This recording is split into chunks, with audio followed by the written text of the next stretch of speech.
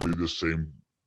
Great. It's so good to be joining you and to see your face. You I don't see know. faces in these pandemics. Yeah, no one's ever said I'm happy to see your face, RJ. So this is the first time. I've been told I have I have a voice for radio and a face for newspapers. But in this Zoom era, I guess I gotta come back. You know what I I think mean? everybody's on a fair and even platform in the Zoom era. We all get to start to recreate ourselves here. Yeah. I just got to get one of those Kardashian like air filters. You know what I mean? So like the light just shines perfectly off my eyes. I just look perfect. Yeah, you get that glow. My filter's been COVID. Yeah. It's thinned out my face a little Oh bit. no, did you get it, Juan? I'm in it right now. Oh, he's Are in it you right now. Yeah. really? Yeah. Oh Don't man. cough into the mic. We got to keep Heidi healthy. No, yeah, for sure. No, that's just I'm gonna keep it all over here. You had the best disposition about that I've ever seen, man. I wish you the best getting through all of it. I've slept probably. I think RJ texted me today at like 11. He's like, "All right, 6 o'clock. Be ready at 5:30." I'm like, "I'm gonna sleep till 5:15," and that's Man, what I you're did. a I slept till warrior. 5:15. That's what I you was, do on your healthy days. I don't know why you're making this out to be a big deal. you know what? I try to stay on a routine.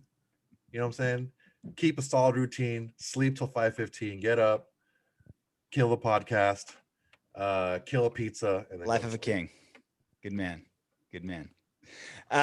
So Heidi, just your overall thoughts on the Raiders 2020 season. Started out great, 6-3, fell apart late, just like last season. Offense played great, defense played terrible. Some young guys played well, most played terrible. Like what when you think of the 2020 season, like what comes to mind first?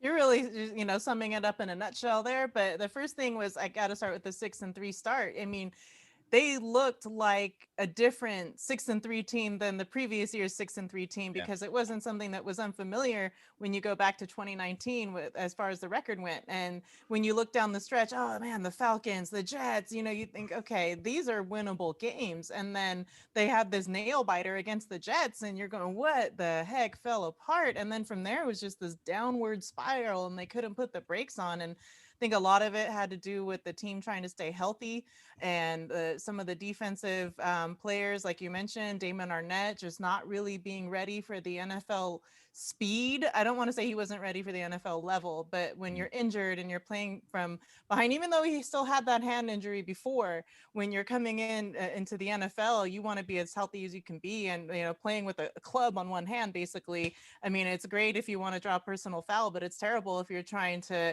really dive in and tackle efficiently and use all of the weapons available to you. So I think there's a lot of growing that needs to be done. But to be fair to a lot of these rookies, they didn't have an off season. They had, Zoom meetings, and you can't apply what you're learning in a Zoom meeting to the speed of an NFL game until you're in it. So I think Yeah. a lot of them were learning on the fly, and then you switch defensive coordinators, and that wasn't really that big of a deal because there were 3 games, but you're still changing up things for a lot of these guys who are just getting on book for what they already had to learn. So now Gus Bradley, I think that's going to be a bright spot. Legion of Boom, to see what Yeah. happens with the Raiders. So you like the Gus Bradley hiring because Soto was a little iffy on it. I thought okay, it was a safe choice, right? Yeah. Like it wasn't you weren't swinging for the fences with like a new hot like young like assistant coach that didn't have experience. Like he's got tons of experience, but he was also available for a reason, right? With the Chargers letting him go because their defense wasn't great this season.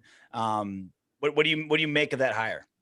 I like him. I think, obviously when you go back to what happened in 2010 with the Seattle Seahawks and the guys that he had there, some of them weren't even first round picks talent wise that he was dealing with. He was Yeah. dealing with some guys who were picked the 3rd round, the 5th round. So he brought them up to be what they were. And that was one of the most formidable defenses of its time. So now you look at how he's going to have to build the Raiders, but there's a lot of building that needs to be done there. You have to start with the defensive line, work your way back to the secondary. The safeties are going to need some work. The interior of the defense.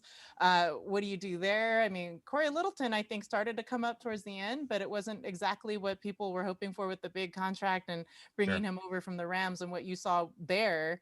And you're thinking he was going to be doing what he did with the Rams with the Raiders, and it wasn't there. And I think maybe again that applies to the whole Zoom off season, learning a new defense, trying to apply it on the fly.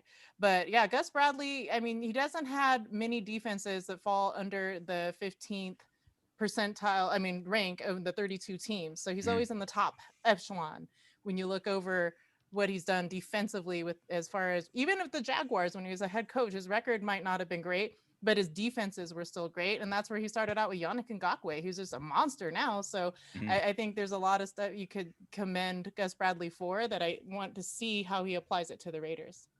Yeah, so you talked about him having good defenses. I think his first year with Seattle, they were 25, and they made that huge jump to 7.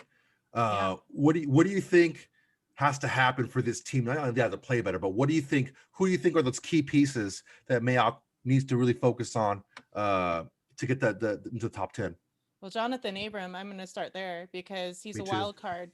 He's great. His intensity, you love to see that. It's the kind of things that as a Raider fan that you want to see out of your defensive player, the spark that he has, the intensity that he has, and the dog that's in him, right? But you also want to see somebody who's disciplined enough to know where to stay in their gap, know where to cover, and how to adapt to a play if you see something that you should drop back in coverage to, or you should come up and play to the ball. And that's something where I think a lot of times you see him come up and play to the ball, and then he's leaving a gap, boom, big play down the field. And I don't want to say it was Jonathan Abram in this one because I don't think it was, but like the Jerry Jeudy play, for instance, is a good example at the end of the season, a 92-yard touchdown to the Travis house. Kelce one. Travis Kelce touchdown at the end of the game. That was him. Jonathan Abram was such a weird splash of cold water late season, because I was the same way. Like the one game he played last season, early this season, like, oh, I love his passion. Look at those hits. Like he plays so hard. And you look at the stats, you're like, oh, every quarterback that throws to him turns into Aaron Rodgers because he can't cover anybody. You're like, oh, damn it. I was really excited about this guy. Then you just look at him, he can't cover anybody. Yeah, I think opposing quarterbacks had 109.2 passer rating against him when he was targeted this year. So that's not what you want to see. It's like putting Soto in coverage. I mean, come on. I'd keep him under 100. Honestly, that was my big task for Gus Bradley this year, is to find that role for Abram, make him that kind of a hybrid safety linebacker type guy where he's not tasked to be in coverage a lot. To see if he can figure something out, coach, instead of doing the Gunther thing. Well, this is my defense. We're not going to game plan for a specific opponent. We're going to have the whole playbook open and confuse the fuck out of everybody. Let's see if Bradley can, coach the team he actually has. Yeah, that's something I think salary cap wise, the Raiders are going to really have to pay attention to how they play that this year. You're owing a guy like LaMarcus Joyner upwards of $8 million to stay on. And there's probably going to be some restructuring that needs to be done with some of those big contracts to be able to keep who is there and to be able to work some room with some of the free agents that are out there. So yeah, that's going to be a big point of focus, is how they manage the roster with the salary cap, because right now I believe they're over, so they're gonna have to get under to be able to sign some guys to bring on some new talent if that's what they're going to be looking for in free agency, as opposed to the draft, because the draft you could work a little bit easier, I think, with the room that you have. But when you start thinking about too, Malik Collins, he didn't pan out, but maybe something happens with Richie Incognito because he went on IR. Maybe they either restructure with him or they cut him loose. That was a big contract. Another one was obviously Trent Brown. What do you do with 77? So $66 million man, does he stay on? It's a lot of question marks, I think, that need to be dealt with as to how the Raiders work out the money in the room. But once you get past that, I think Gus Bradley could really start working with first the core. I think Kwiatkowski was good. I think that he was a big bright spot and carrying the green dot for the team and play calling, as well as Littleton, blah, blah, blah. Corey Littleton. I think that he is easy for you to picking say. It up. Yeah, he was picking it up there towards the end. So when you look at the defensive ends too, you got two young talents in Salt and Pepper with Clem Farrell and also Max Crosby. But Max Crosby's another one like Abram that I think he just needs some refining and how he comes from the point of attack. He likes to go after the quarterback a lot, trying to get those sacks. So his numbers there are good. But when you drop him back into run coverage, not so good. So it's like, where is he going to be able to find the things that are simplified and the play calling to be able to be more efficient? Very, very broad question. So I want you to answer it in any way you see fit. Okay. Where are you on Derek Carr? Yeah, that is a broad question. It's one of those things. He's not a mercurial person, but when you talk about whether you love him or you hate him, people are on one side of the fence. They're not on the he's all right. It's so weird how such like a vanilla dude is so polarizing. People love him or hate. Like, we fight about that guy more on this show than anyone else. Yeah, I think he blossomed. Not to the level I think that people wanted to see, but when you talk about the intricacies of the Gruden offense and all the different things that come along with it, I think that he came a long ways from what we saw in the first year with Gruden with him. So I think that Carr with, over 4,000 yards this season and the amount of touchdowns that he had ratio wise compared to the interceptions, I think he's done pretty well there when you look at that. Taking more chances downfield, but with a guy like Ruggs, who was hurt and then wasn't really, I think, picking up the play calling the way that you wanted to see him do it. And he, such a fast weapon, you're thinking he's going to be the Tyreek Hill of the Raiders. But then all of a sudden, he's just kind of running these jet sweeps and not taking off with that speed. You saw it a couple times, but then he was either overthrown or underthrown, or they weren't connecting on the pattern. So there's things that I think if Ruggs can take a big leap, you might see Carr start to be more dynamic with the weapons that he has. But I think when you talk about a couple years back and, he's thrown to random guys who nobody really knew all the names of, like Seth Roberts, when it's like, okay, well, he's done pretty well for himself with the names that he had when he was supposed to have a guy like Antonio Brown. So, it's a lot of adjusting that he's had to make. Tyrell Williams was supposed to be there this year. Wasn't there, but Nelson Aguilar stepped up like big time. So I think that's another one they're going to need to restructure. But yeah, I mean, where am I on Derek Carr? I think right now is probably the best bet that the Raiders have as far as the two quarterbacks. But I did want to see more of Mariota. I can't lie there. I wanted to see in the last game Mariota get some reps and play the whole game, to be honest. I mean, Carr was playing with a messed up groin at the time. I wanted to see what they had in Mariota, because if they're not going to really, just keep him, if the intention is maybe, hey, let's shop him, see what we can get, why not see what you have out of him? But yeah, I was wondering how come they didn't play him in that last game. I thought it might have been a better way to go. Plus he'd get more comfortable. He came out of the injury, all the stuff with him. So I wanted to see Mariota. I did, but we didn't see him there. So I just wanted to see, what do they really have in this guy? Because a lot of talk coming into the season was, is Mariota going to take Carr's job? Yeah. And I just wanted to see where he was after getting his health back, because he looked pretty good in the one game where he came in. At least up his draft or trade value, right? Like, who's going to take who's going to take like a $10 million backup quarterback? Like, you had to make. We talked about it here. We talked about it here at length before the last game. What should the Raiders do? And I think all of us were talking about I think RJ wanted I wanted Mariota for the trade value. I wanted him to start the last game. Yeah, Rory wanted Carr to play the game. I think RJ and I were on the same mode, which is why Rory isn't here. I think we kicked him out because he's an idiot. Hit the 3-strike rule in like 2 weeks. Like, we're done with you, bro. You're done. We love the British accent, but you got to go. Oh man. But no, what do you want to see from Carr next year? What's the thing that you didn't see that you want to see going into 2021? I think there's times when he plays it safe when he shouldn't be playing it safe, or times like, this goes back 2 years, not last season, but when you see him throw it away on 4th down instead of trying to make a play. And there's times where he does things like, you know what, I got nobody, I'm going to take off and run with the ball. But, I think are times where he's looking down his first read so long that maybe his third read or his fourth read, if there is one, isn't available by the time. I think adjusting quicker to his reads is one thing. Although I think if you look it up on Pro Football Focus, I remember studying this a little bit back, that he's one of the quickest quarterbacks when it comes to getting rid of the football. But to me, it seems like even though he's getting rid of it quickly, that he's staring down his first read a while longer than he is with the other reads. So as far as shifting, if the coverage is busted up on one of the plays. So I want to see him try to read quicker down the field. I want to see him extend the field longer. I mean, you started to see that a little bit more, but I know with the Alex Smith, for instance, a lot of people used to call him Captain Checkdown, and I don't say that Derek Check Carr down is Charlie. Captain. Yeah.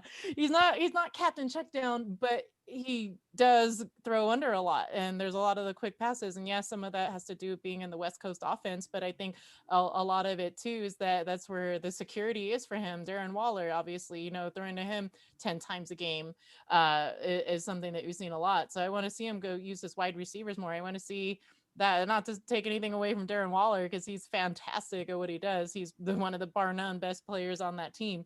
But when you start thinking about what if you start spreading it out and open up bigger things for Darren Waller, I think that's where I want to see him go next year, and more open down the field type passes. Use that speed of Ruggs if Ruggs can get up on the playbook.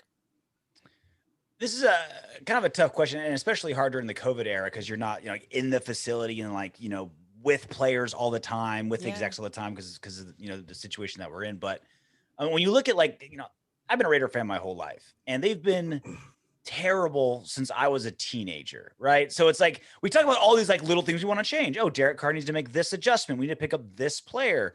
There is a foundational franchise problem when you're only been in the playoffs once in the last almost 20 years, right? This is beyond just little changes. Now that they're in Vegas and you're in Vegas, and even though it's been a COVID time, you don't quite have your finger as close to the pulse as you want to. Does the franchise feel like there's something lagging there? Does it feel like something's missing? Does it feel like it's a franchise where something's off, and that's why they've been this bad for so long? Is there anything you can put your finger on in that sense?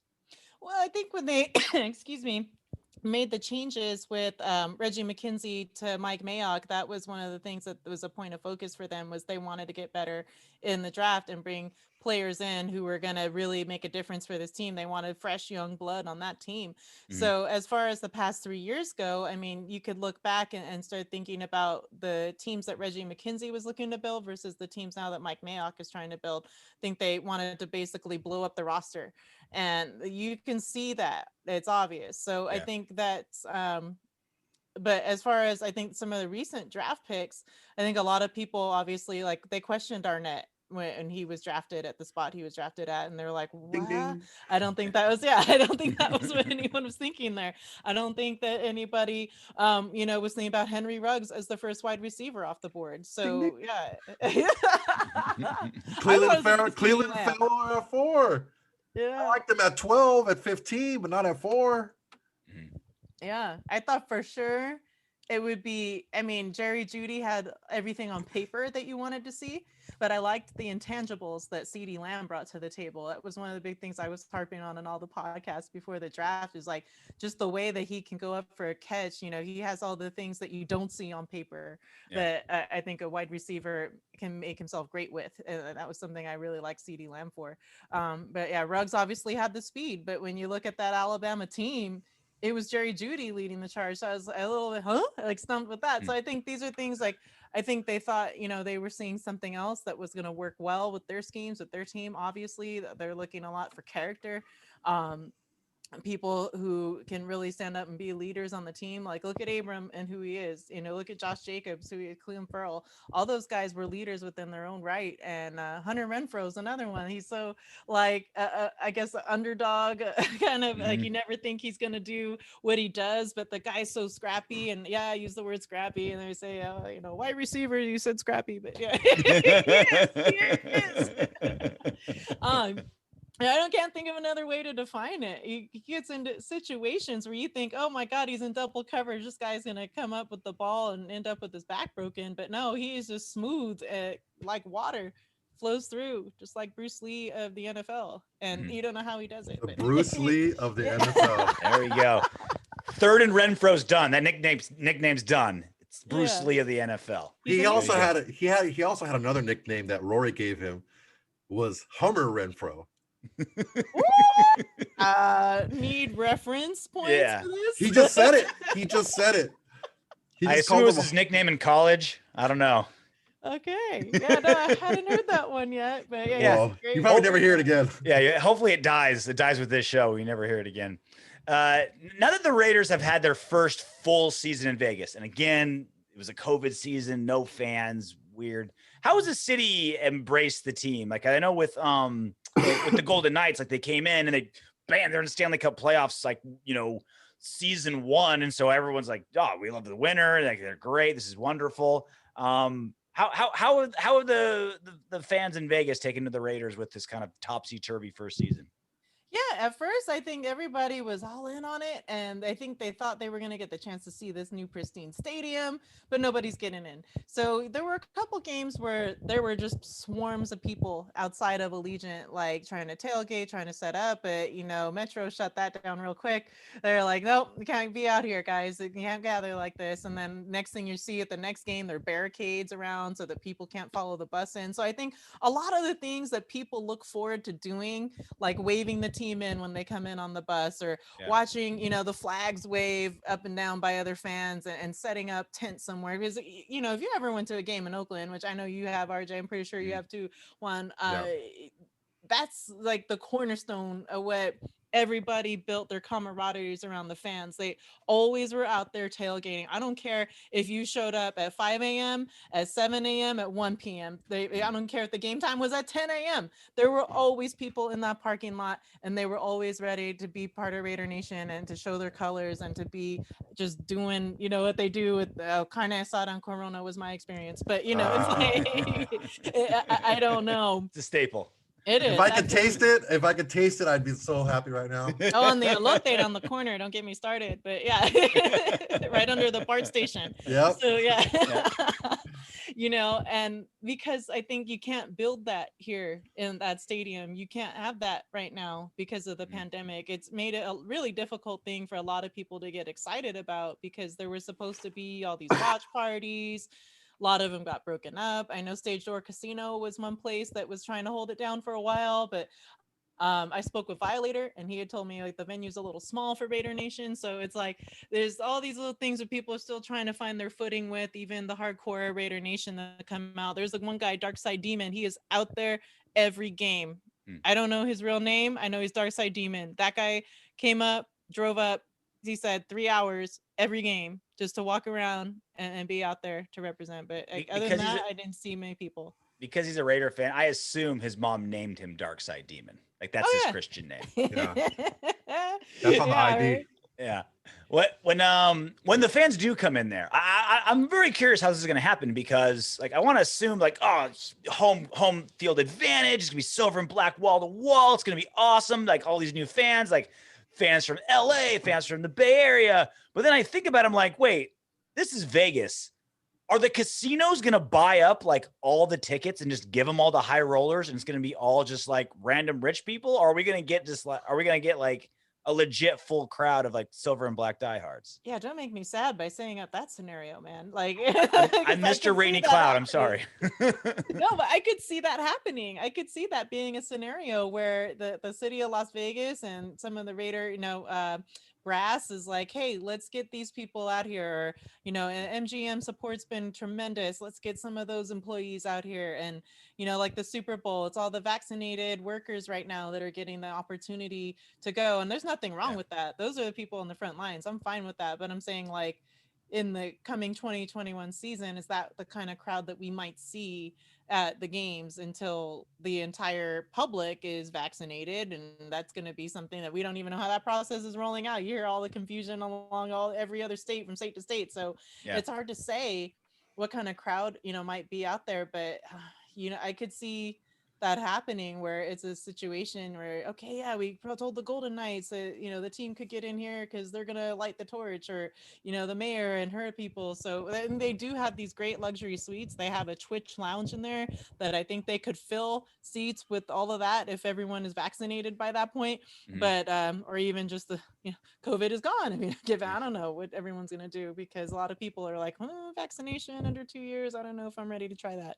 But, putting all that aside, it's one of those things where you have to just kind of plan it out. But yeah, I could see that happening with the high rollers and the big wigs and suites, getting comped to certain people that have gone out and gambled $1 million at the, Palazzo or whatever. I'm just throwing names out. Nothing particular about that place. But yeah, I would hope that you get to see some of the Palazzo, huh? Yeah, I'd hope you get to see some of the fans that you want to out there, but it's hard to say. It really is. You know, how much is it going to cost a ticket? 500, 1,000, you know? We don't know yet what the average ticket's going to cost. So I know some of the people who had the PSLs, and those are all, you know, spoken for. So yeah, I know a lot of people that were tweeting me during the season, like, hey, I'm in section 124. Can you take a picture for me and show me what that section looks like? Can you just watch the whole game and videotape it, and just so I can just watch it from that seat? Good vibe. Right, yeah. Just to get a look at what I'd be doing. I'd lose my credential for it, but you know, as long as it's Yeah, but you'd be a credentialed Raider OG for the rest of your life. Like to give up your credential to give someone the experience of a lifetime. You can't put a price on that, Heidi. I don't know, Heidi. yeah. He's like, yeah, I can. It's called my salary. Yeah. Would I get a statue in East San Jose? That's where I'm from. So I will build one. I might consider it for a statue. We'll work that. We'll make it work. All right. Her name's Heidi Fang. Catch all of her great work at the Review Journal. You can catch her on Twitter as well at Heidi Fang, also covering MMA, which is how we go way back almost 10 years. We're getting old, Heidi. We're getting old. Thanks for coming on. This was great.